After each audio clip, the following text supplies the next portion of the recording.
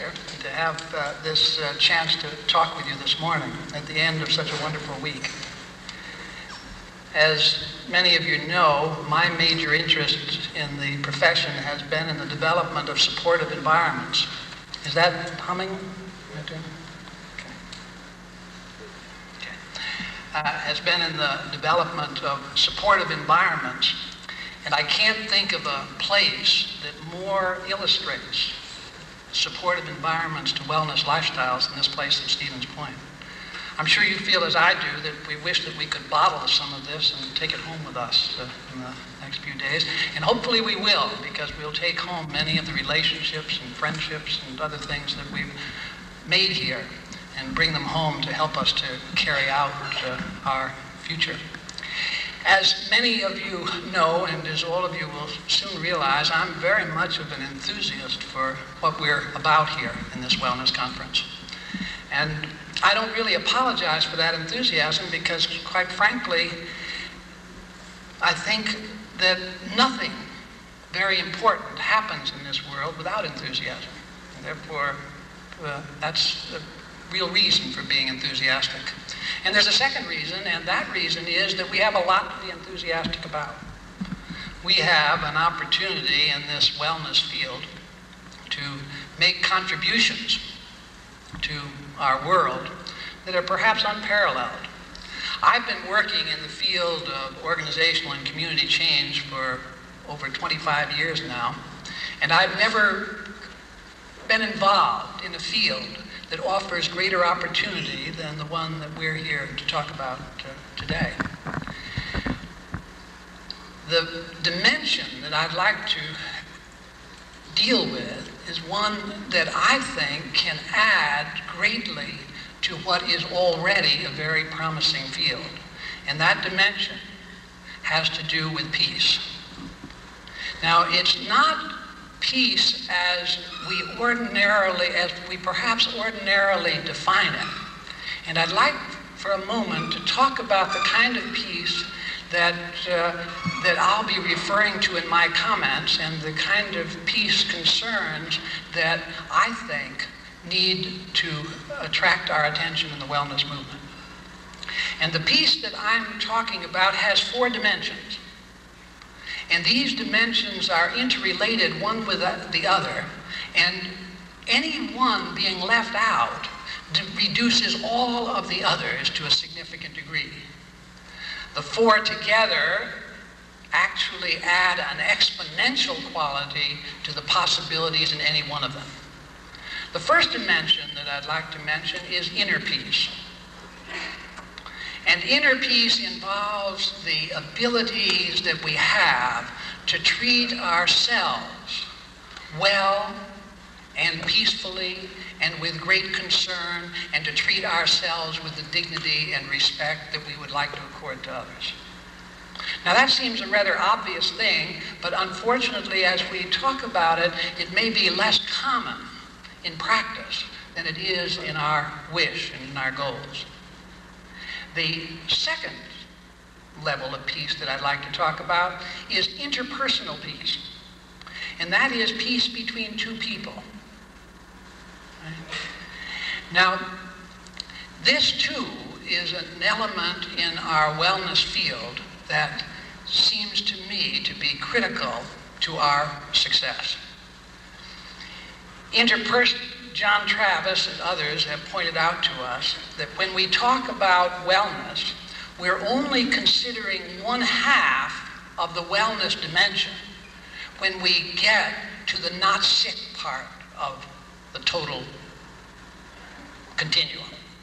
In other words, over here we have non-wellness, in the middle we have not sick, and on the far end of the dimension we have what we're talking about as wellness. So there's something more to wellness than not being sick. So too, there's something more to peace than not fighting. Right?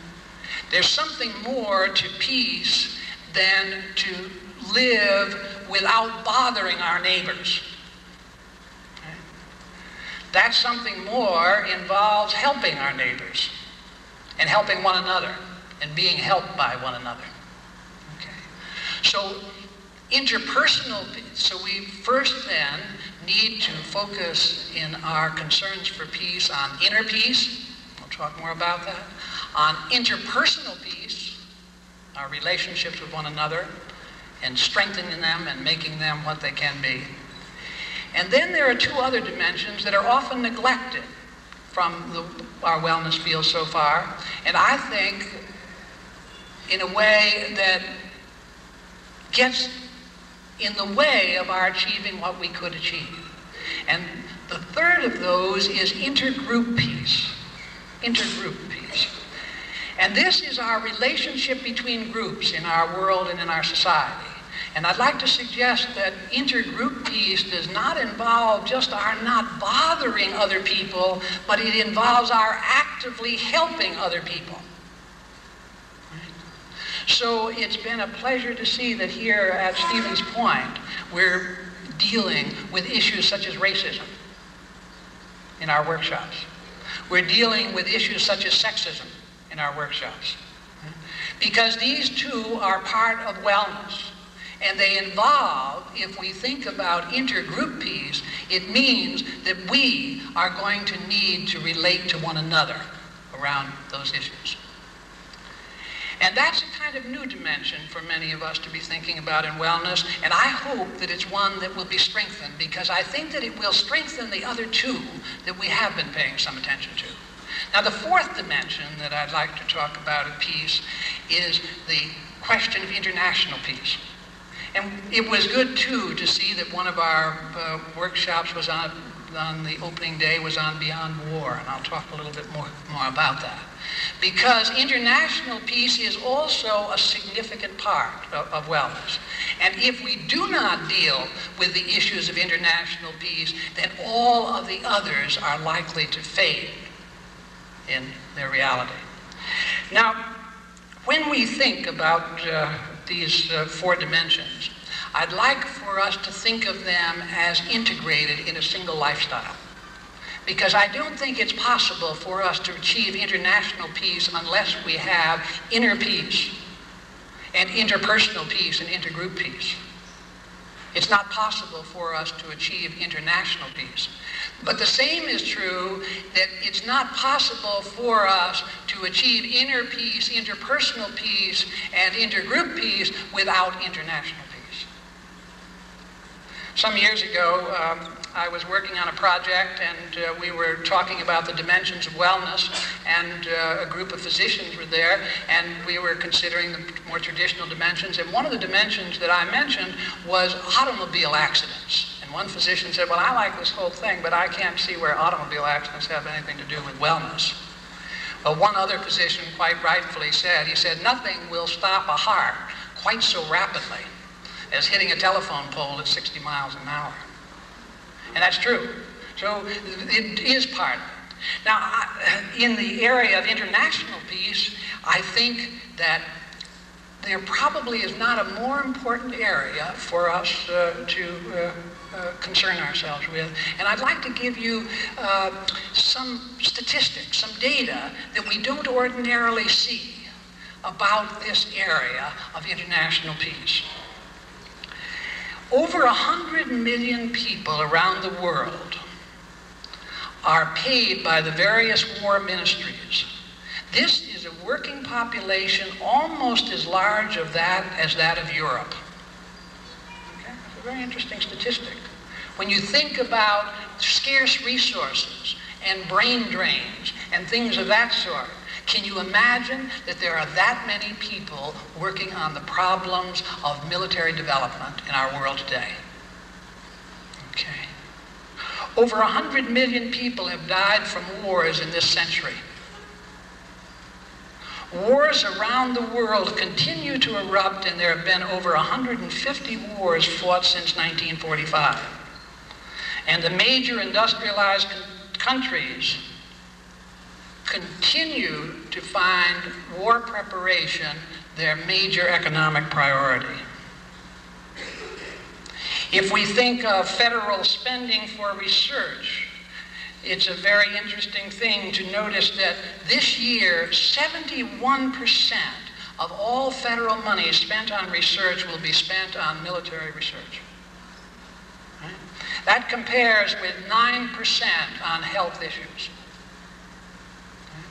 So you can begin to see that this drain of our focus on military and violence-related issues is draining from the very peace concerns that we have in the wellness movement. On the average, it costs about the same to arm and train one soldier as it does to educate 80 children. Okay? To build one modern bomber, it cost as much to build one modern bomber as it did to wipe out smallpox over a 10-year period. Right? It cost as much to launch the latest nuclear missile submarine as it does to build 450,000 homes. Well, we can look at this for a moment and think about those economic costs and those human costs, but when we come down to it, even one life lost is a tragedy that we cannot countenance as human beings without grief and pain. The 1982, but coming back to the economics, the 1982 defense budget cost the average taxpayer $12,000, and it cost $5,000 to industry. That's $17,000 for the average taxpayer. Okay. An average of $150 is being spent per world citizen on military expenditures, or a cost of $750 billion a year. Well, those are the economic and statistics, some of the economics and statistics, and I have many, many more. For example, for every soldier, the average world military expenditure is $20,000, and for every school-age child, the average public education expenditure is $380. So those statistics give us some idea of the nature of this problem in terms of the loss of human life and in terms of the economic drains away from other major issues in our society. But they don't come to the major, one of the major concerns that we all need to focus on, and that is the possibility that we might destroy the very world that we live in. And that really has to cause us to stop and think. I've got a demonstration here that I'd like to, that was brought to my attention by the Beyond War people who have prepared some outstanding approaches to this. I've got a demonstration that I'd like to share with you in just a moment. And this demonstration, I'm going to drop one BB into a pan, and that BB represents all of the firepower of World War II, including Hiroshima and Nagasaki. Okay? And then I'm going to drop some additional BBs into the pan, which represents the current firepower of just the United States and the Soviet Union in today's world. Okay? And I'd like to just show that to you now. Hold on just a moment. Frank?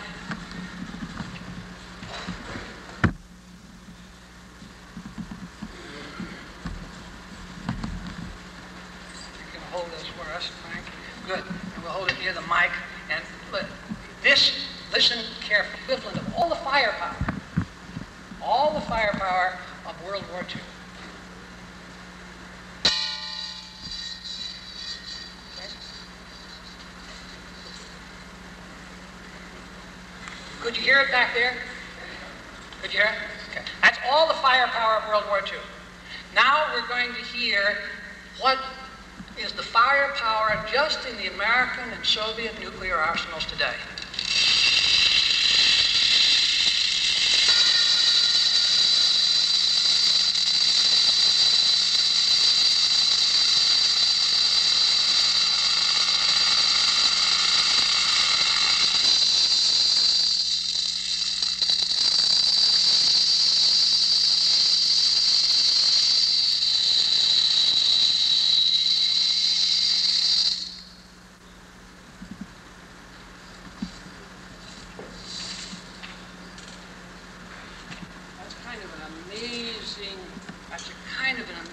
amazing look at one possible future of mankind. And I'd like to, when I have been thinking about that, I spend a lot of my time writing poetry. And when I think about things like this, I often find poetry a very useful tool for me to express some of my feelings. And I wrote a poem that I'd like to share with you this morning that have been published in some anthologies throughout the world. But I think that it's a poem that says something here about this question of whether we in the wellness movement need to be concerned about the issues of international peace. And the poem is called If We Are Not Careful. And it began for me with a news report that I read in a newspaper on March 6, 1982. And this was the news report. It said, the only known fertilized condor egg in North America was destroyed today when it was pushed from a ledge by two condors fighting with one another near their nest. The scene was observed from a distance of over 1 mile by an ornithologist with spyglasses. That was the news report that I read. And this is what occurred to me from it, this poem. Who knows what caused the argument? A pulled feather, a scrap of food, some pecking order or territoriality overlooked. Or perhaps it was no argument at all, only a mock fight or dance that looked like argument to the ornithologist observing from a distance, separated by both space and species from knowing exactly what was happening and why, as all of us are separated from the universe and from each other and often from ourselves. All that we know for sure is that it happened. The ill-fated egg crashed to the rocks below, pushed from the nest and cliff ledge, albeit accidentally by fluttering wingtips or unknowing feet, thrown into space more yielding than the sky, hurtling downward in an arch of fate until nothing was left but splattered shell and yolk, and silence where the hope of life had been. The mated condors barely paused to look.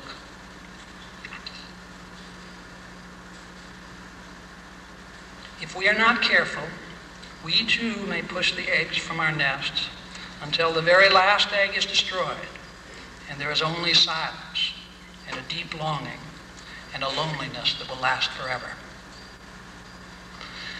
That poem suggests to me, and that concept of our standing the risk of destroying our world, not through some ill intention of someone, but probably by accident, seems to me to be something that has to attract the attention of all of us, and particularly those of us in the wellness area.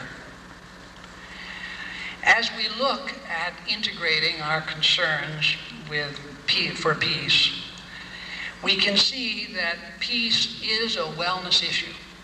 Peace is a wellness issue within ourselves. Peace is a wellness issue in our relationships with other people. Peace is a wellness issue in relationship to justice in our world.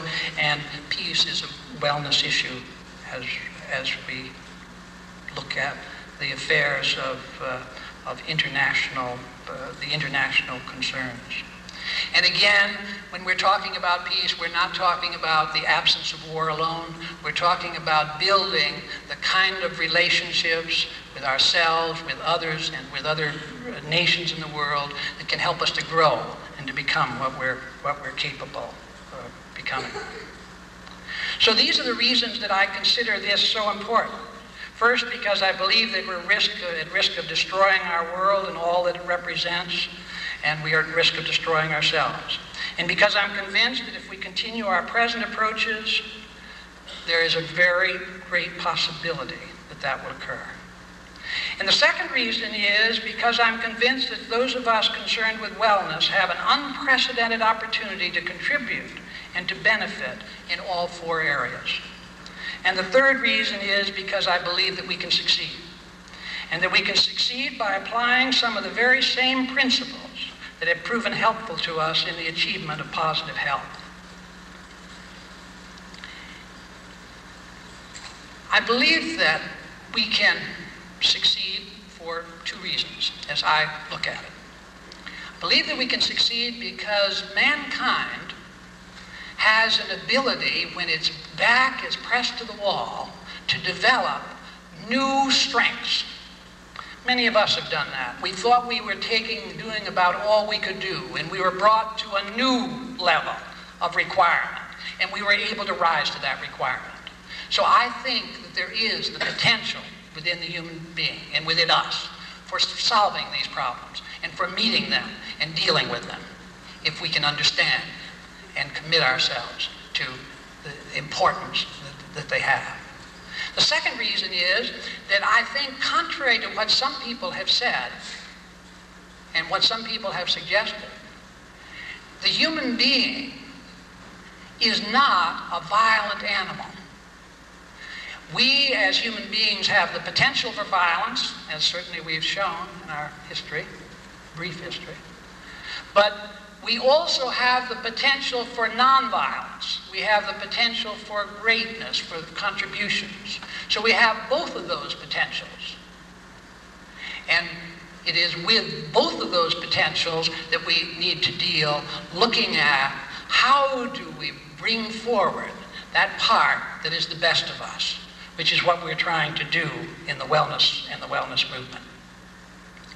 And the third reason that I think that we'll succeed is because I think we have very little alternative but to succeed.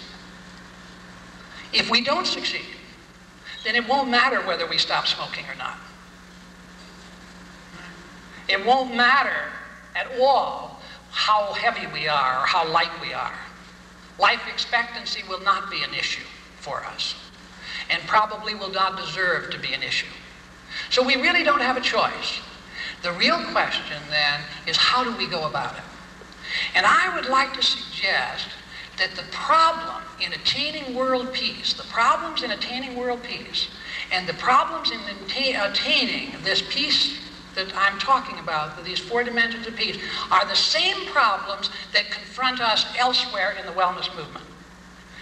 And that problem, as I see it, is no longer the issue of convincing people that it is important. I think in the wellness movement, most smokers would like to stop smoking. Most overweight people would like to lose weight. Most people who are overstressed would like to be less stressed.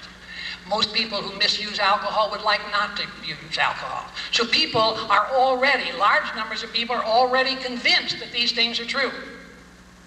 Okay. Secondly, in the wellness movement, we've been pretty good at helping people to get started at change, started at bringing about change. But that too is being done quite successfully. People are spending large amounts of energy and money on health clubs, on weight reduction diets, on all sorts of things. And the same is true in the area of peace. It's no longer necessary for us to convince people that peace is important. I think people realize that. Peace has been the great dream of mankind for centuries. Right? So we really do. And by the way, the military people are looking for peace as much as the civilian people.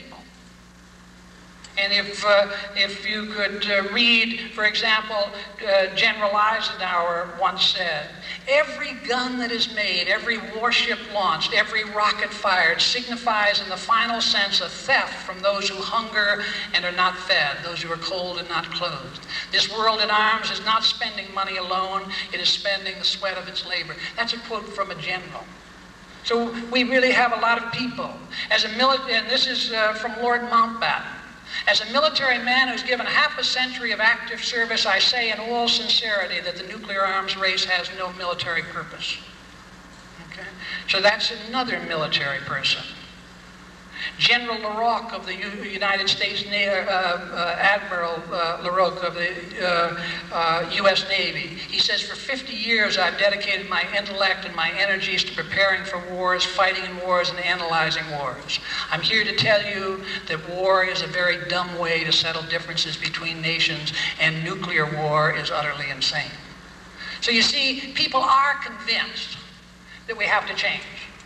And they already are working at this kind of change. You've heard of Pope John's encyclical and the bishop's encyclical in the Catholic Church. So there is a groundswell, a feeling that we need to change. Now, if there's this great groundswell of feeling that we need to change, and if people have been dreaming of this for a long time, and all of us, why haven't we achieved it? I'd like to suggest it's for the same reason that we're having such difficulty in the wellness field. And what is that reason? The reason is that the cultures that most people live in interfere with their ability to sustain the changes that they would like to make in their lives. Okay? So people wish to change their eating habits, but the cultures that surround them bring them right back into the old eating habits. Right? People buy jogging shoes and end up using them to watch the Super Bowl game. We buy health club memberships. Am I right? We buy health club memberships and we carry them in our pockets. As many of you know who know health clubs, if all of the members of health clubs attended at the same time, the health clubs would go right through the bottom of the earth. It would be too much weight for them to handle. The biggest problem in the health clubs, as you know, is getting people to sign up for the second year. Not because they don't like the health club, but because they never came during the first year. That's the difficulty. Now, why is this true? It's not because they don't want to. It's not because they haven't tried. It's because the cultures that surround them really get in their way. Now, if you want to think about just how strong these cultures are in wellness, and in just a moment I'd like to turn that to the issue of peace. If you want to see just how strong these cultures are in the issue of wellness, just think of some negative health practice that you've had in your life, right? Some negative health practice that you've had in your life, and how you got into it. For example, how many of you smoked at one time or another? Quite a few of us. Okay. Well, for some of these stories will be stories that some of you heard me tell yesterday, but I apologize, but I'll need to share them again to make these points. I began smoking when I was about 7 or 8 years old. It's astounding. I was up in the Adirondack Mountains where I grew up. It's a little town called Plattsburgh, New York, up near Montreal, Canada. And a couple of friends of mine were living on a farm. A couple of friends of mine said, "Bob, you want to try something good?" And I said, "Yeah, I'd like to try something good." And we went out into a field, and they took out a package of cigarettes, and they took a puff on it, and they passed it to me, and I took a couple puffs on it, and I could not believe anybody was doing that on purpose. My eyes watered. I wheezed. I just couldn't believe it. And they said, "Do you like it, Bob?" And I said, "Yeah, I like it. Here, try some." And do you know I went on from that experience and smoked those things for 25 years? Up until the time, pretty much until I got into the wellness movement, almost. Right? So that's astounding. Now, why was that? Because I wanted to smoke? No, not because I wanted to smoke. Because I was acculturated into smoking. Because I was listening to those advertisements that told me that I could get those beautiful girls if I smoked. Right? The smoke gets in your eyes. Do you remember that beautiful song? The smoke gets in your eyes. All those wonderful things were going to happen to me. They didn't happen. But hope springs eternal, doesn't it? Right? Right? So we knew that. Now, smoking is not something that people would do without the acculturation process. They just wouldn't do it. It's just unthinkable that they would do it. Blow some smoke at your dog when you're just once. That dog will run. Get out of there as quickly as he can. He's not going to pay $2 a pack for that stuff. Right? He just wouldn't do it. Why? Because he can't be acculturated into that. Right? So we get acculturated into smoking. Well, just a few years later, I got into alcohol. I was about 11 or 12 at the time. A couple of friends again said to me, "Bob, do you want to try something good?" And I said, "Yeah, I'd love to try something good." Incidentally, some of you might ask, "Well, this guy's what kind of guy is this? He's easily influenced or something, right?" Quite frankly, if one of you said to me, "Bob, you want to try something good?" I'd say, "Yeah." I still am like that. I really do. I'm not a theologian, and I'm not really into knowing exactly ultimate purposes and so on, but I'm almost certain we weren't put here just to cope. Right?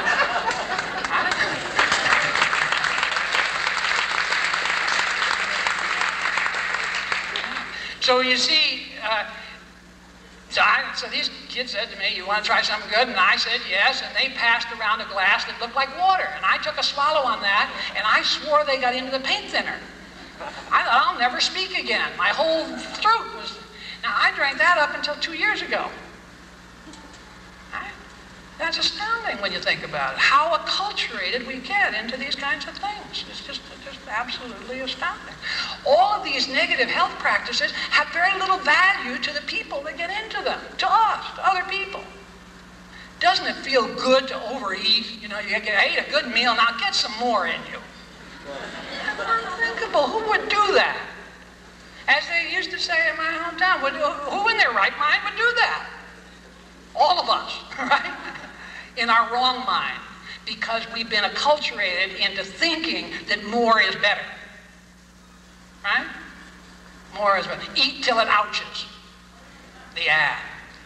You would think that that would get everybody out of that restaurant. But obviously it doesn't. That's why they use that on the ad, eat till it ouches, because they brings people. It's astounding when you think about it. So in wellness, we're very acculturated. We're very acculturated into these negative health practices. Now, what happens is when people like us come along to people and we say, hey, you shouldn't do that because the statistics show this and this, the person says, yeah, you're right. You're right. Okay, I'm for it. What shall I do? Okay, this is what you do. You do this and this and this. Okay, I'll do it. That's right. That's good. And then they go home. And then surrounding them are environments that make it very difficult to do that. Now, we're good examples here. How easy it is to eat good food when you have delicious food like we've had in the cafeteria. I took a walk last night down that street over there. I don't know how anybody makes it down there hungry. It's astounding.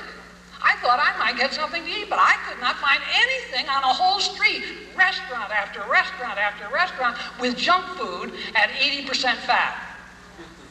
Right? Just, if you haven't taken a walk down there, take a walk down, you'll learn why it's so tough in America. And if you're not eating, you're drinking.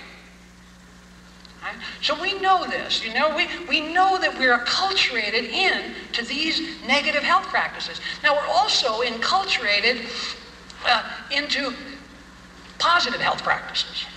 And how easy it is. This is the only place in the world where when I go out running at 6 o'clock in the morning, as I did this morning, I sometimes feel I'm late.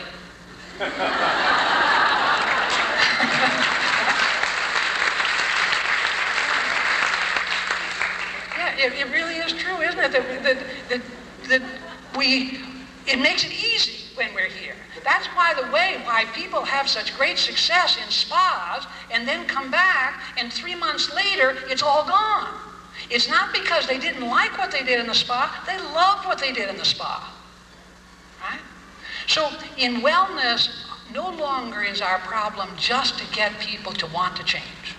Not even just to get people to start to change. What we really have to do is to help to get them in a position where they can successfully change, which means that they have both the knowledge and individual skills necessary, and they also have the ability to build supportive cultures in their families, in their schools, in their communities, in their hospitals, in their friends. Okay? Because if they can't build those supportive cultures for change, then it will just not succeed. It will just not succeed. It's like punching into a pillow. If you punch hard enough, right, you get an indentation. But when you pull your hand away, the pillow puffs up and throws off the change. Right? So unless we help people to understand how their cultures are affecting them and help them to get in charge of those cultures, right, then we're just not going to be successful at our issues in wellness. Now, how does that apply to the question incidentally, when we are successful, we can be very helpful. It can be very helpful. Today, for example, I'm a marathoner and a triathloner. I'm not fast like Don Ardell and Bill Hedler and some of the other folks around here, not at all. In fact, when I first got started, one fellow said, to me, he said, Bob, he says, I really admire you. You got to admire a guy that can stay on his feet that long. Well, that's true. you get faster after a while, and I've always thought that that really is the best thing anyway. Anybody could run for 2 hours, Don. Get up there around 4 hours, that's a lot, pal. Okay, well, how did I get into that? Well, I got into that by being around a lot of crazies, including my kids who were into it, and Don Ardell and Bill Hedler and a lot of other people, and that's how I got into that, because that became a pleasurable thing for me. How did I stop smoking? I stopped smoking when it became clear to me that I could do what I was doing to my body for myself, but I couldn't do it to my kids. You know, because I saw the statistics that my kids were likely to smoke. If I continued to smoke, I said, no way am I going to do that to them. So I stopped smoking. Something I had tried to do a lot before unsuccessfully. And that made that possible. So we really are very, very social beings. In fact, one of the things that most gets in the way of our success in wellness, as in the area of violence in our world, one of the things that most gets in the way is our unwillingness to accept the social nature of our own being. We've been taught something that is absolutely erroneous, in my opinion, and that is that those things we do by ourselves are better than the things we do with other people. I used to get into that as a psychologist. Once in a while, a mother would come to me and she'd say, Dr. Allen, a child psychologist, and a mother would come with a child that had done something well, and she'd say, Dr. Allen, not only did Johnny do this, but he did it all by himself. And she was so proud, and I would praise Johnny, and I would praise the mother, and if I could think of some reason, I'd praise myself, right, for this remarkable thing. When that happens today, I don't feel like that at all. In fact, I feel just the opposite. I feel, isn't it too bad with all the millions of people in the world that this kid had to do this all by himself? And if he did it all by himself, how long is he going to keep it up? Right? How are we going to find the support so that this young man can keep this up? You know, our need for one another is not an obstacle to be overcome. It's a virtue to be celebrated. It's really what makes us distinctly human. If we didn't care about what happened with one another, we would have a condition that sociologists talk about as anomie, or absence of norms, or normlessness. And it would be the worst condition of human life. There'd be mass suicide, homicide, destruction, etc. It would be one of the most terrible conditions of human life. The reason that we do well as human beings is that we do care about what each other think. Now, that's in our genes, by the way. The human being, despite the fact that there are many animals that live longer than we do, lifespan-wise, we're the only animal that requires a long period of social relationships in order to survive. The only animal.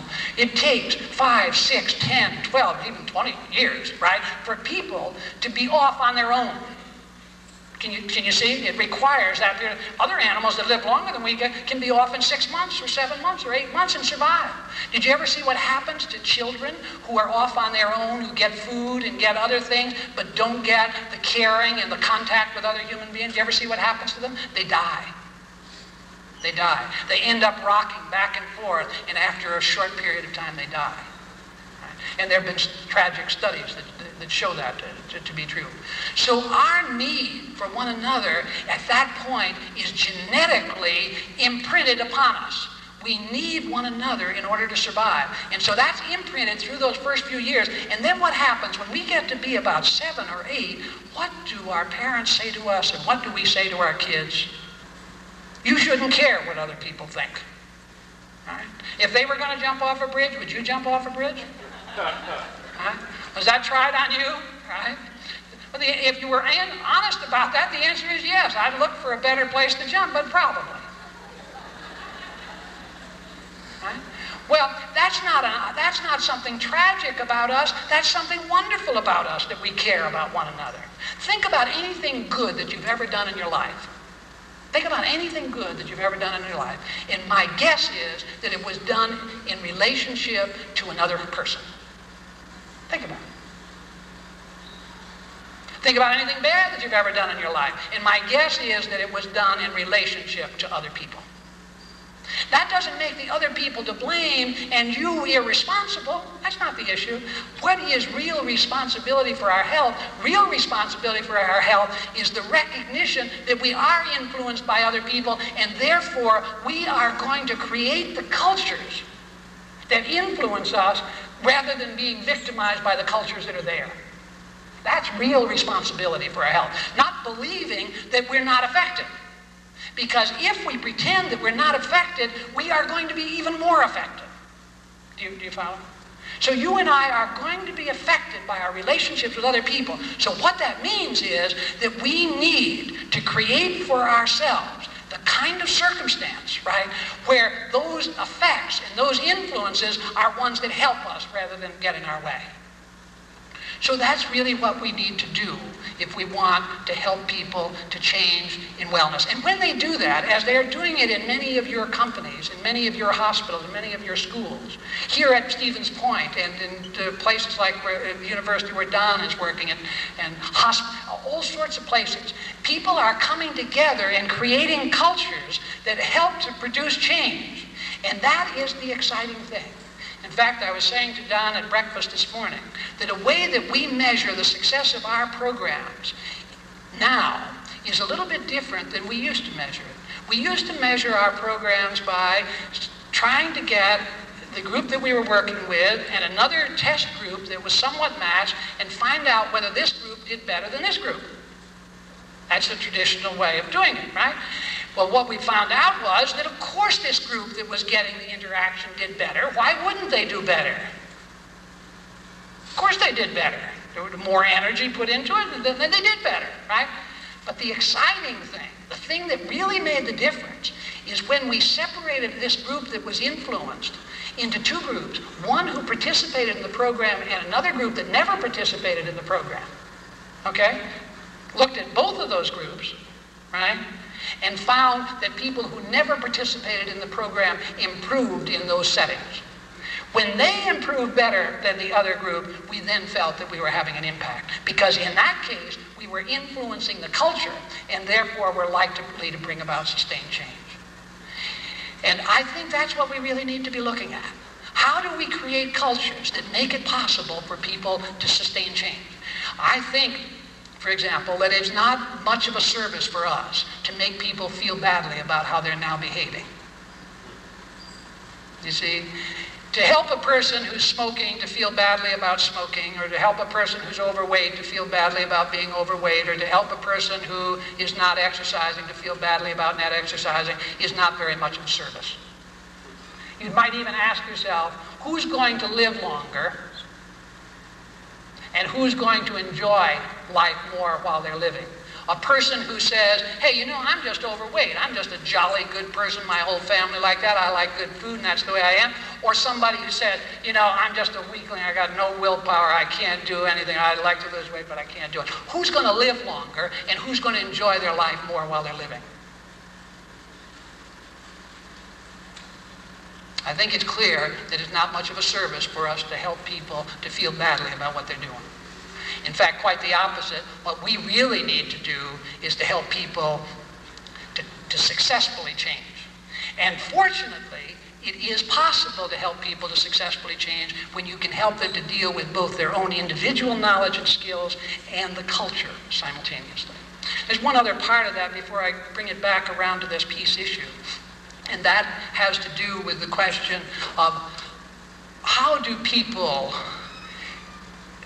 what are the resources that we can offer to people? And I'd like to suggest that inadvertently you and I are keeping the best things for ourselves and keeping them away from our clients.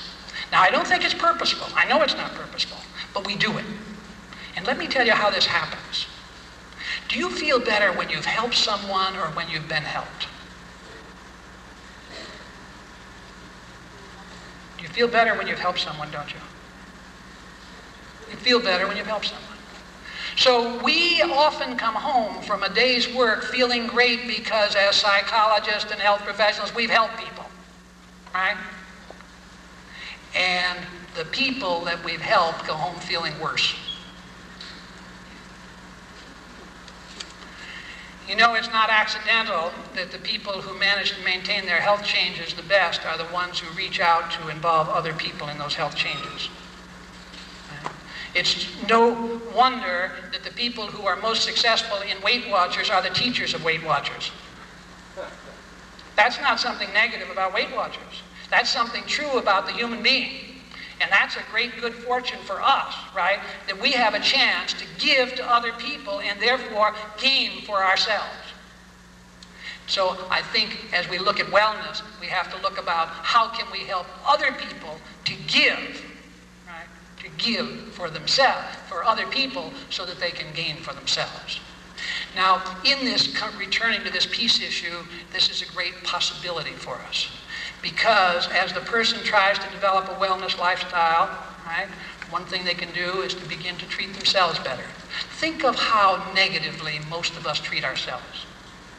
If people said the things to us that we say to ourselves, we would think that they were the most atrocious people in this world. If they were on our case the way we are on our case most of the time, if I don't give a good talk sometime, you ought to see how I hit myself with that. Right? Now, hardly any of you would do that to me. You'd say, well, Bob, remember, sometimes you're going to be good and sometimes you're not, right? You try to be thoughtful to me. Say, well, think about how you can do better next. But I don't do that. Do you do that? No. Too often, what happens is that we're really onto ourselves. And what real peace means is not just surviving with ourselves, but really developing and really appreciating ourselves. It means also getting people around us who appreciate us. But suppose you want to get people around you that appreciate you and you're not supposed to care what they think. That's tough, isn't it? Isn't it tough? I mean, it's tough. If you can't ever tell anybody, you know, it really matters to me what you feel about me, it's very hard for them to get them to say things to you. Right? So if we're talking about real inner peace, what are we going to do? We're going to surround ourselves with people who are helping us, who are supporting us, who are not putting us down. And the first person that we're going to choose is ourselves. We need, in effect, cheerleaders. Did you ever notice how home teams seem to do better? The statistics show that home teams do better in athletic events. Why? Because they got a lot of people cheering for them, right? Huh? Well, don't you think you'll do better if you get a lot of people cheering for you? Do you purposefully go out and get yourself a cheering squad? You don't, do you? No. Why not? Don't you want to do well? Well, if you do want to do well, recognize that you do need a cheering squad and go out and get it and become a part of that person's cheering squad. I once was in a very nice exercise that Don put together where we formed cheering sections for each other. And I still am in contact with many of the people that came at that time. I think that makes all sorts of sense. And if we're looking for inner peace, we ought to be looking to surround ourselves by people who are helping us and encouraging us and saying positive things about us. And as I mentioned to some of you yesterday, if there's somebody in your life who is continually negative, say to them about you, say to them, hey, I really am looking to develop my positive nature as much as I possibly can. And if you're constantly negative with me, it's going to really get in the way. So I'd like to ask your help to be more positive with me. Right? Now, if that person cannot be positive, either move away from that person or keep them as a pet. But don't really count on them for anything. And get other people who are going to be positive about you. Right? And as we look then for inner peace, what we really have to do is to begin to think well of ourselves and to be positive about ourselves. And to begin to look at what's right about ourselves. One of the things when people, we're using exercises and helping people to think through some of this question of inner peace, and one of the things that we do is ask a person to list every positive asset that they have as a person. And any time that they think of something negative, which is frequent, they turn the page over and write, but on the top of it and put the other thing in. Right? So they end up with a list of about 15 or 20 positive things about themselves. Now we say, with a person with that many positive things about themselves, do you think you can handle that problem that you listed before? And the answer is yes. However, the people say, but, right? So we say, now turn the page over and cross out but and make it and. Right? I'm very supportive of my friends, but sometimes I just don't think about them. What? What's the change? I'm very supportive of my friends, and sometimes I don't think about them. Now, what does that mean? If you say, and sometimes I don't think about them, it means you, excuse me, it means that you can change that, can't you? You can change that. So look for building that into your own life in terms of inner peace. In terms of interpersonal peace, looking for other people around you. One of the sad things in our society is that men are very much kept from saying that they need help from other people. And it's really a tragedy. And one of the tragedies now is that as women get into business and things, they're often being told to be like men. It should be just the opposite. The women should be there training us how to behave better. And what is often happening is that there are actual courses given to help women to be less sensitive to certain things, etc., etc. Right? And that really just has to be turned around. Just has to be turned around. So when we think then in these areas, well, let's look at the cultures around inner peace. Well, around inner peace, are you supposed to say positive things about yourself in our culture? You're not, are you? You're supposed to be bragging, right? And yet, if you don't think of positive things about yourself, who's going to?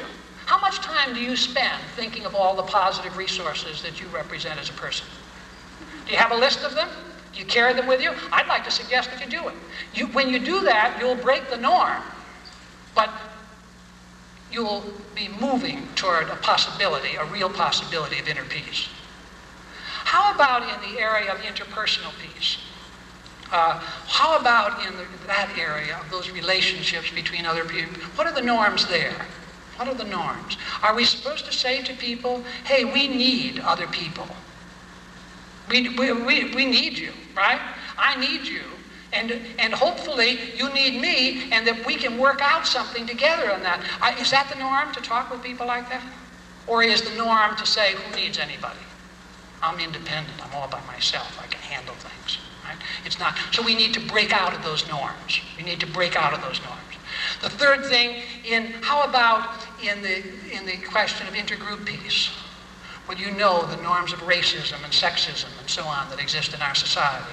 We need to break out of those norms, those old norms. And in the norms of international peace, we again have to break out of those norms. I'll bet that many of us, as we think about this question of international peace, it must seem kind of unrealistic to think that human beings are ever going to be able to get away from war. Doesn't it? Sometimes as you think about it, doesn't it seem like, my God, people have been talking about this way back and so on. Right? And how difficult it's going to be. Isn't it unrealistic to think that's even a possibility? Isn't that what comes about? In fact, people are often talked about as flaky who bring this kind of thing up. Right? They're kind of weird to think that we could to somehow get along without war. It seems like a very unreasonable thing. Well, that's because we've become acculturated to violence. And that deep level of acculturation to violence begins in childhood. There's a wonderful poem by Walt Whitman that says, there was a child went forth, and each thing he looked upon, that thing he became, for a day, for a year, or for endless cycles of years. Right? Well, what do children look upon? They look upon war toys, right? They look upon macho images, am I right? They look upon being tough. They look upon letting nobody put anything over on them. Do they look upon turning the other cheek? No. Do they look upon being strong by being soft? being strong by being tough, right? And so on. So we get those images from childhood. Remember in that one in South Pacific, the Hammerstein song, "You've got to be carefully taught to hate before you're 6 or 7 or 8. It's really true. We've been acculturated into violence in our lives. We really have. And we really have to own up to that acculturation, right? And to think about it. And we have to see how deep it is. I know I grew up in a military town. Plattsburgh was a military town. And I remember having a celebration on Hiroshima Day. And I was thinking yesterday morning as I saw these wonderful people from Japan, right? I was thinking about that. How does that fit with my celebration at the murder of that many people in Hiroshima and Nagasaki? Right? How does that fit? I was acculturated. I was acculturated into thinking that that was something to celebrate, something to feel very, very good about. I happened to have the good fortune to be at Hiroshima 4 years ago on Hiroshima Day. And it reminded me of that. And when I saw the people here yesterday, these were our enemies, right? These were the people we were proud to destroy. Am I right? And now we're joined together in wellness. That's the possibilities. What a difference. What a possibility. What a difference between those two images. Just recently in our own country, if you think about the acculturation to violence, do you remember a few months ago when we bombed Libya and Mr. Gaddafi's daughter was killed? How many tears did that bring to our eyes? What would it have been like if we'd had a national day of mourning to say, let this child be like all other children so that no children will be sacrificed? Right? Or are we only nonviolent to those that are our own? Think about it. Think about it. Last week in the newspaper, I read about our work in Nicaragua. And there was a very successful raid, in quotes. Turned out that it wasn't successful. Nothing happened with it. It hit a couple of... But there were some children killed. And there was one children that had shrapnel, the reporter said, lodged in her throat. And she would never speak again, that child. Right? Is that something to celebrate and say, hey, we've had a great success? At best it could be, is we've had a great tragedy, maybe a necessary tragedy. I don't believe that, but it could, at best, it would be a necessary tragedy. It certainly couldn't be called a great success. My son who's written with me on a number of occasions, the co-editor of the journal, he was in Nicaragua a year ago, and he wrote a poem that I'd like to share with you that really gets at the question of nonviolence, because it's easy to love our friends, isn't it? The question is whether we can love our enemies, right? It's easy to love our friends. What's the trouble? If people are behaving the way we want them to, it's easy. The question is, how do we love people who don't behave the way we want them to? How do we even love each other when we don't behave the way we're supposed to, whether we're husbands or wives? I'll read you this poem. This was an experience of his in Nicaragua, and it was called the poem is called Proud Father with Buried Son. And it's dedicated to a Leon, Nicaragua man who brought me to the gravesite of his son. Judd was there, and this man saw him, and they were talking, and the young man, the father said, come back here, and I'd like to show you something. And they went back, and there was the son of this father. And this is what he wrote. 1,000 pardons, Mr. Campesino. I hadn't known your son, lost in the Contra War. I can only imagine that his was a face like yours, and that his eyes were like your eyes, and that he too had strong arms like your strong arms, bronzed by sunny days of farming.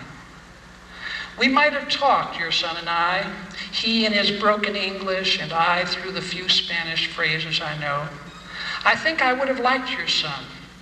As you tell it, he loved his family and his country. I too love my family, and news of your son's death makes me weep for my country. Well, I'd like to suggest that we need to weep.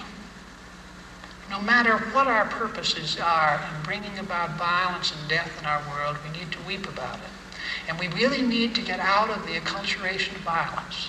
We need to realize how strong it is. We need to realize that people like me, I was holding a meeting where bringing people from around the country to deal with some of this question of peace cultures. And we had a break, and I live in Morristown, New Jersey. We had a break, and I said, you know, I'll take you to some place that I think you'd like to see. And just a few miles down the road from my house, a mile down the road from my house, is the Jockey Hollow National Park. And I was bringing them there, and I said, now this is where Washington and his troops were at the time of the Revolution. And my son, who's a little less acculturated than I am, said, and this is my dad, the peacenik, who wanted to tell you about this and bring you here to see this. Right? Well, I should have been bringing people there as a tragedy. That was a tragedy. A tragedy, the people who lost their lives in that place. There are better ways to win our objectives in the world than the ruling on violence. Now, some people say to me, but isn't that unrealistic? What about Nazi Germany? What would you have us do about something like Hitler? And I'd like to suggest that our acceptance of violence was the very thing that allowed Hitler to come to power. And that he never could have come to power if we hadn't accepted violence. And I'll tell you why. Because long before Hitler marched anywhere, he marched his troops down the main streets of Berlin. And world press was there, and world opinion was there, and everyone was there to see these troops marching, and the tanks, and so on. And you know what they said? Hitler was building his war machine. But nobody saw anything strange with that. Now, I'd like to test another possibility. Suppose Hitler, rather than doing that, had taken and marched all of his soldiers down that street, not with guns and tanks, but nude. Where would he have been? He would have been in a mental hospital by nightfall. Why? Because and world press was there, and world opinion was there, and everyone was there to see these troops marching, and the tanks, and so on. And you know what they said? Hitler was building his war machine. But nobody saw anything strange with that. Now, I'd like to test another possibility. Suppose Hitler, rather than doing that, had taken and marched all of his soldiers down that street, not with guns and tanks, but nude. Where would he have been? He would have been in a mental hospital by nightfall. Why? Because we would have said, this is outlandish. This cannot happen. This is crazy, man. You are out of it. Come on down and get some help. But we didn't think that. We said, he's doing what everybody else is doing. Do you see? It didn't seem strange to us. Now, if you want to see how acculturated we are on this issue, have a look at, there were two contemporaries around 1800 that lived in Europe, in France. And one guy's name was the Marquis de Sade, and the other guy's name was Napoleon. Now, Napoleon was responsible for the death of millions of people in the wars across Europe. The Marquis de Sade was interested in some unusual sexual practices. No one was ever killed, no one was ever permanently injured, no one was ever even involved in anything that they did not choose, and let's see how many of you would like to trace your ancestry back to the Marquis de Sade. And yet all over the Adirondacks where I grew up, people are trying to trace their ancestry back to Napoleon through the lost Dauphin. Did you ever thought of it that way? No. It causes us to think of how acculturated we have become to certain things. And only by holding that in juxtaposition to other things can we see what real acculturation is. Now, fortunately, it is possible for cultures to change. And I'd like to talk with you just briefly about that now, because that really is what I think we can do in the wellness movement. It is possible for cultures to change. And not only is it possible, but people are very, very eager to participate in culture change processes. We've been involved in projects over 25 years that leads us to believe that people can change cultures and are very eager to do so. And in this area of peace and wellness, I think we have a remarkable opportunity, but we can't do it in the old way. We can't do it just by information, just by making people feel badly for how they're behaving. We really must help people to build supportive environments for the changes that they're trying to make. And I'd like to suggest some things for each of you. I'd like to suggest that when you go home, that you look for the people in your community, in your neighborhood, who share your concerns for nonviolence, and can share your concerns for wellness, and can share your concerns for peace. And look for them. Look for them first in your family. Look for them in your churches. Look for them in your synagogues. Look for them everywhere. Because I know they're there. They're probably hidden because, you see, that's what people do when they're in a culture that doesn't support them. So find them. I use a way of thinking about change that might be helpful to you. And picture a bullseye target. Can you picture that? And you picture the inner circle. And that inner small circle includes 3 to 5% of the population on this issue. In your hometown, in your community, in my town of Plattsburgh, everywhere that I go, here there are 3 to 5% of the people who are already highly committed to these issues. Find them. Find them. And begin to support them and to be part of them. Around that group of people, around that center core, are 10 to 20% of the people who are leaning in that direction. Find those people and help to support them and bring them in. So you now have the 3 to 5% and the 10 to 20% all supporting one another and building a culture in support of what you're doing. Okay. Now around that group of people are 30 to 40% of the people who are neutral. They aren't giving it any thought. They're too busy with their own lives. If you do well in that interior core and you're having fun and you're enjoying it and it's really a great part of your life, those 10 to 20 are going to join with you. Invite them to come with you. Don't make them enemies. Around that group of people are 10 to 20% of the people who are leaning negative. And around that group of people are 3 to 5% who are highly negative. And if you think about it, whether it's wellness or peace or violence, you can see that kind of continuum. So what do? Don't spend your time thinking about the 3 to 5% on the outside. Spend your time building that inner core, because when you have 20% involved, we will have wellness and we will have peace. That's all we need to do. Now you say, that's a lot. That's hard. And that's why this is going to take us all our lives. And our children are going to stand on our shoulders trying to do this again, do this more. It's not going to happen. Do you know, the things that you and I want, nirvana is not going to arrive. Some of us are going to leave this earth earlier than others, but by the time all of us, we're not going to have achieved a world completely at peace or a world at wellness. This is a lifetime occupation and other lifetimes. So what does that mean?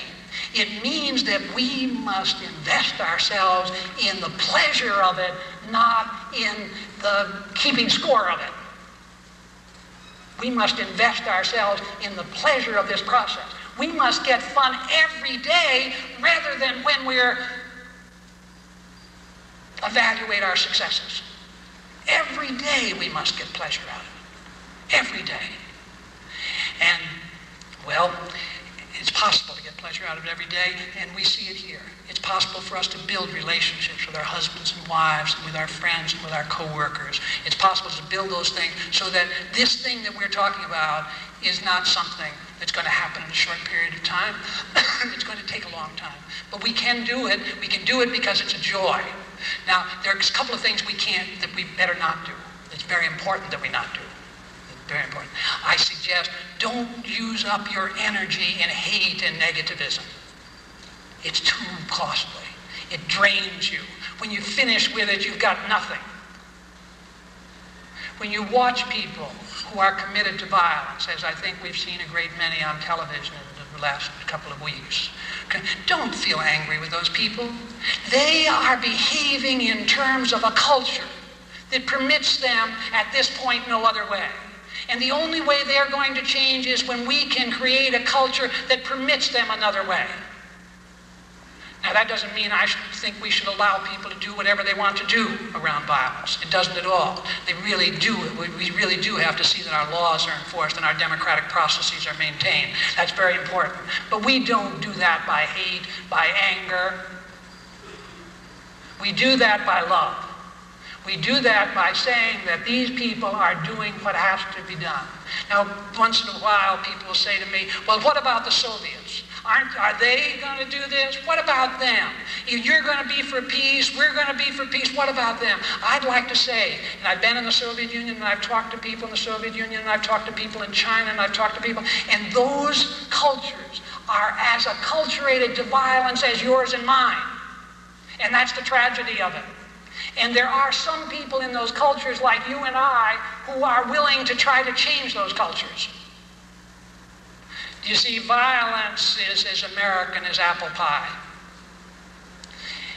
And it's as Chinese as rice. And it's as Russian as borscht. Violence is not one place. Violence is throughout the world, and it's in all of those places. I was in China, and I was having a lovely conversation with one of my clients there, a lovely man, and we were really feeling very, very friendly. And he says, I like you very much. I like you very much. I hope our countries can get together and do in the Russians. True story. Lovely man, acculturated to violence. Acculturated to violence. So there are people in the Soviet Union that are acculturated to violence, and there are the people in that center circle, and let's give them support. Let's give that 3 to 5% in the center of the circle the support that they need, just the way we do here in this country. And then we can reach out to Japan, and I like the idea of an international wellness movement that will pay attention to these things, that will reach out to places like South Africa where people need our help, where it's unthinkable that we who believe in wellness in the world would not be concerned about the terrible racism of that society. It's unthinkable. It's unthinkable. It's unthinkable that we would continue to think about wellness and let these things go on. Remember that one of the physically healthiest societies in the modern history of man was Nazi Germany. Physical fitness was a craze. That's not what we're talking about, is it? That's not what we're talking about. Physical fitness is important. Physical fitness can help us to do what? Can help us to build the kind of world we want to build. Can help us to have the energy and the excitement and the enthusiasm that can bring about change. Now, people sometimes say to me, well, are you an optimist or a pessimist about that? They don't ever say that. I make that up. They know that I'm... If I had to choose between being an optimist and a pessimist, I really would be an optimist, right? If you say that an optimist is a person who thinks things will work out no matter what, and a pessimist is a person who thinks things will not work out no matter what, right? Then clearly I'd rather be an optimist, right? There's another alternative, though, and that is that we could be possibilist, and that's what I'd like to think of myself as. I'd like to think of myself as a person who believes that it's possible for us to get together and to create the kind of world we want. The kind of world at peace, the kind of world that means love between us, that means love between people who have been enemies in the past, that means love in a world that really sets aside violence. And it can be done, because it has been done. Do you know, just a few hundred years ago, just 200 years ago, people were saying that you could not do anything about slavery. I've been studying that over the last year and a half, and I've read all the papers, and the churches said, no, nothing could be done about slavery. Even the Bible says that we should have slavery, right? And the government said, no, we couldn't do it, we'd like to do it, but the economic cost of it would be too great, right? And guess what? When a combination of people like us got together and tried to bring about change, right? And people like us got together and tried to bring about change, together with some economic circumstances which were, as I mentioned to you, are very much in our favor now around the issues of peace. Those things got together and we have done away with slavery. And it would amaze people 200 years earlier to think that they've been successful at doing that. We've been successful at doing that. And in England, it was even done without a war, despite the fact that it was a major underpinning of much of their economic at one time. So we really have a lot of things going for us, and we really can bring about change. And the only thing major thing that keeps us from doing it is the belief that it cannot be done. And I'd like to suggest to you that you have a choice. You can, if you want to, believe that it cannot be done.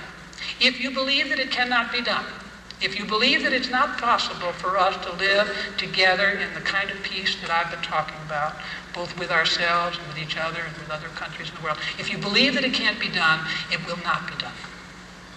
It's certain, because it's going to take a lot of energy, and we won't have the energy, and we won't have the commitment, and we won't take the time to do it. Right? On the other hand, you have the choice of saying, I believe that it can be done. And if you believe that it can be done, nothing would be more important for us to commit ourselves to than making that happen. To joining together to bring about a world of peace, so that we would indeed, in the end, have shalom. I told a story yesterday, which would be the last story that I want to share with you today, about a man who was kind of a forerunner of the wellness movement in some ways, and kind of an inspiration to me. And I want to tell you that story because it's had quite an impact on me, and I think it could have an impact on those of you who are going back to environments that might be very difficult for your own personal wellness and for the wellness of your organizations. And this was a man named Samuel Plimsoll. And the way I ran into this man was that a friend of mine, Lou Robbins, who was one of the founders of the wellness movement, wrote the early work in this years and years ago. He's about 80 years old now, wonderful man, Superman. And he called me one time shortly after my book Life Gain was published. And I had sent him a copy, as I had sent it to some other friends. And he called me and he said, Bob, he said, I just got the best book that I've ever had on wellness. I said, well, Lou, that's awful nice of you to call me and tell me about that. And he says, and to think that it was written in 1840. Well, that was kind of a come down for me, and I kind of recovered and listened to it. And he told me about a book which was called The Diary of Samuel Plimsoll. And I'd like to tell you about that book and that man now, because that book is available. And Samuel Plimsoll was a man that lived in the early 1800s in England. And as a result of living in England at that time, like all kids, he was interested in going to sea, because everybody wanted to go to sea in England. It was the nature of everybody to want to. And he left his farmland in the interior of England, and he went to London, and he went there to get a ship to go to sea. But he was small, and he couldn't get a job, and he wasn't old enough to get on to board his ship, so he didn't get on. He worked around the docks, and he met a number of friends over that period of time. And he got to meet these friends and became very close with them. Well, about 4 years later, when he was old enough to go to sea, he got called back and had to go back to his farm to work and got into some other businesses, so he never got to go to sea. But he maintained contact with his friends who did go to sea. And he found over the next few years that those friends were dying off, a few at a time, and on, until almost all of them had been lost at sea. And he thought, this is a terrible thing. My close friends, my dear childhood friends, have been lost. What is going on? And he went and looked, and he found out that he looked at the ships that had gone down at sea, and he found out that not a ship had ever gone down that was not fully laden. So he said it might have to do with the weight in the ships. So he did a study of it, and he found out that every ship that went down was overladen at the time it went down. It was deep in the water. And it was deep in the water, and the storms came, and when a storm came, it knocked the ship out of commission, and it went down, and the sailors were lost. So he found that out. And when he found it out, he said, this is fantastic. He said, I think, just like you and I are saying, this is fantastic, what we know about wellness, what we know about peace, what I know. He said, I think I can do something about this. So he went to the ship owners, and he said to the ship owners, hey, your ships are going down. And I know why they're going down, and I can help you.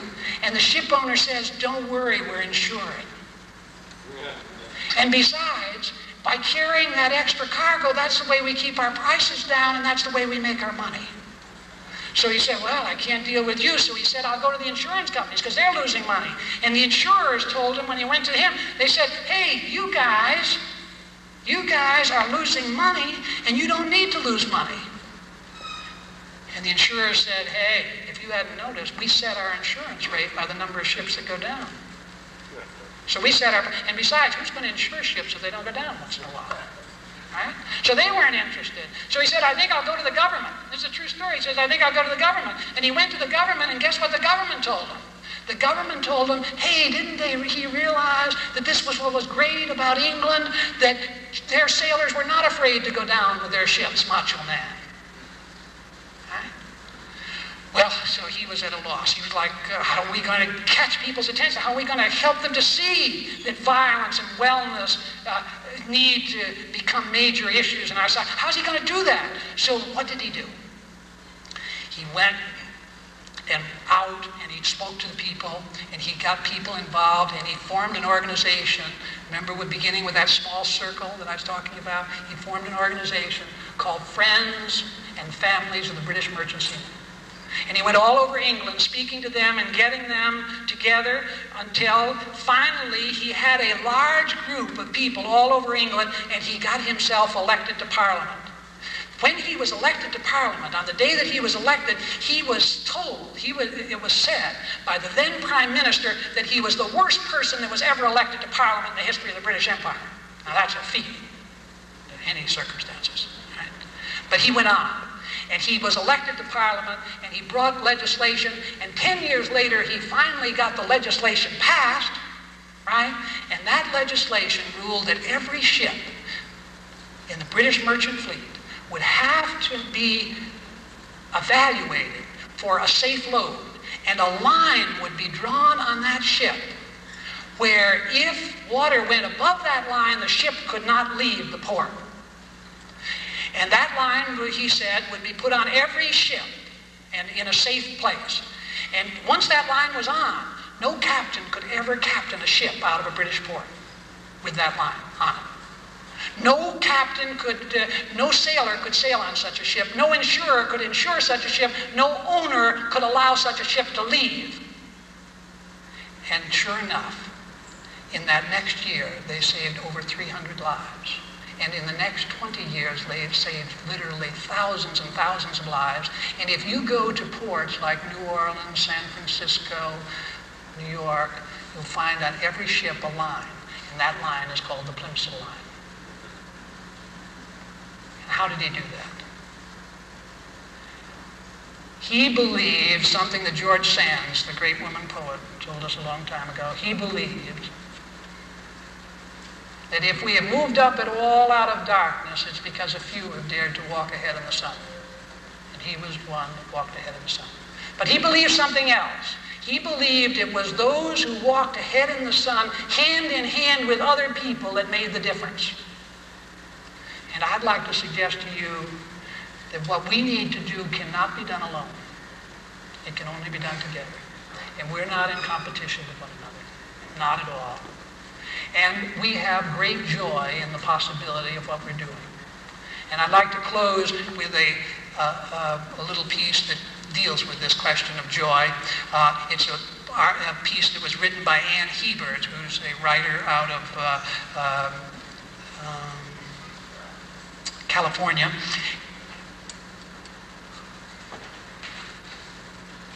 While I'd like to close with this final thing, and while I'm doing it, I'd like to suggest that in every one of your communities, there's a group called Beyond War. And if there isn't one, you can form one. Right? And I'd like to suggest you consider that. And if any of you would like to know more about Beyond War, let me know. Because I don't look at Beyond War in place of wellness, as I point out to you. I believe it is all a part of the same thing in our lives. So I'd like to suggest that. And I'd like to suggest also, I've got a few leaflets here of an organization that my sister formed. It calls Kids Meeting Kids Can Make a Difference. And this is a family, one family, my sister and her husband and 2 children, got together and were concerned about what was happening in the world, about relationships. And so they set up a relationship between kids in the Soviet Union and kids in the United States. And they formed this group. You've probably seen it on television. It's been on Good Morning America and a number of the other places. Just 4 people did that. And now it's literally thousands of people. And there are kids in the Soviet Union and kids from the Soviet Union here learning about America. So there really are these possibilities. So I'd like to suggest that there are resources out there that we can look for and develop together.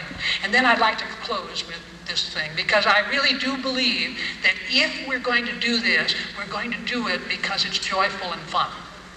And this little piece talks about that joy and fun. It's a piece called The Snake.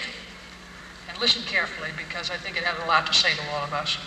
It says, in the beginning, God didn't make just 1 or 2 people. He made a whole bunch of us.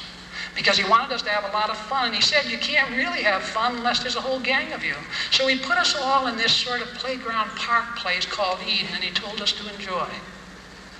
At first we did have fun, just like he expected. We played all the time. We rolled down the hills, waded in the streams, climbed the trees, swung on the vines, ran in the meadows, frolicked in the woods, hid in the forest, and acted silly. We laughed a lot. Then one day this snake told us we weren't having real fun because we weren't keeping score. Back then we didn't know what score was. When he explained it, we still couldn't see the fun, but he said that we should give an apple to the person who was best at playing, and we never knew who was best unless we kept score. We could all see the fun of that. We were all sure we were best. It was different after that. We yelled a lot. We had to make up new scoring rules for most of the games we played. Other games like frolicking, we stopped playing because they were too hard to score. By the time God found out about our new fun, we were spending about 45 minutes a day in actual playing and the rest of the time working out the score. God was angry about that, very, very angry. He said we couldn't use his garden anymore because we weren't having any fun. We said we were having lots of fun, and we were. He shouldn't have got upset just because it wasn't exactly the kind of fun he had in mind. He wouldn't listen. He kicked us out and said we couldn't come back until we stopped keeping score. To rub it in, to get our attention, he said, he told us we were all going to die anyway and our scores wouldn't mean anything. He was wrong. My cumulative all-game score is now 16,548, and that means a lot to me. If I can raise it to 20,000 before I die, I'll know I've accomplished something. Even if I can't, my life has a great deal of meaning because I've taught my children to score high, and they'll all be able to reach 20,000 or even 30,000, I know it. Really, it was life in Eden that didn't mean anything. Fun is great in its place, but without scoring, there's no reason for it. God has a very superficial view of life, and I'm glad my children are being raised away from his influence. We were lucky to get out. We're all very grateful to the snake. What Ann Heber's telling us is to have fun. And that's what I'd like to suggest. Have fun, because it's going to take us a long time to do what we have to do. And the only way we're going to get it done is to have fun. Nice to meet you.